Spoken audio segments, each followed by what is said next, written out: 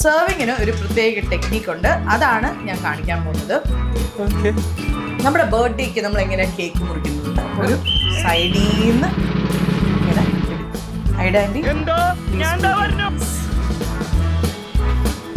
അതായത് അങ്ങനെ ഒരു സൈഡിൽ നിന്ന് ആദ്യം എടുക്കുക, അതിലേക്ക് ഇടുക, സൈഡിൽ നിന്ന് എടുക്കുക,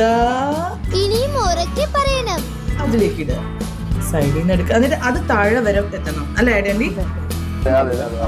അപ്പൊ നമുക്ക് കാണാം ഇതിൽ നമ്മുടെ മീറ്റും റൈസും ഒക്കെ നല്ല മിക്സ് ആയിരിക്കണം. ഓക്കെ ഗായ്സ്, അപ്പൊ ഞങ്ങളുടെ ബിരിയാണി അങ്ങനെ റെഡി ആയിരിക്കാണ്.